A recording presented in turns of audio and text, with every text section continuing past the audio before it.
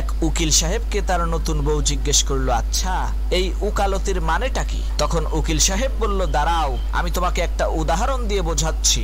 ধরো আমার কাছে দুইজন লোক আসলো, একজন খুবই পরিষ্কার পরিচ্ছন্ন আর একজন খুবই অপরিষ্কার নোংরা। এখন আমি এই দুইজন লোককেই বললাম গোসল করার জন্য। এখন তুমি বলো তো এই দুইজনের মধ্য থেকে কে গোসল করবে? তখন সেই উকিল সাহেবের বউ বলল, কেন ওই নোংরা লোকটি গোসল করবে?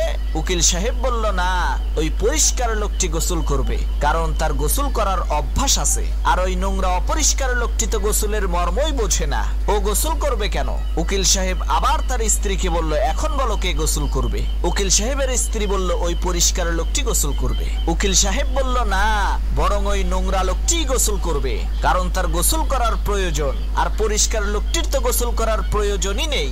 এরপর উকিল সাহেব আবার বলল, এখন বলো কে গোসল করবে? তখন উকিল সাহেবের স্ত্রী বলল, ওই নোংরা লোকটি গোসল করবে। উকিল সাহেব বলল, না দুইজনেই গোসল করবে, কেননা নোংরা লোকটির গোসল করার প্রয়োজন আর পরিষ্কার লোকটির গোসল করার অভ্যাস, তাই দুইজনেই গোসল করবে। উকিল সাহেব আবার বলল, এখন বলো কে গোসল করবে? তখন উকিল সাহেবের স্ত্রী বলল, দুইজনেই গোসল করবে। উকিল সাহেব বলল, না দুইজনের একজনেও গোসল করবে না, কারণ নোংরা লোকটির গোসল করার অভ্যাস নাই আর পরিষ্কার লোকটির গোসল করার প্রয়োজন নাই।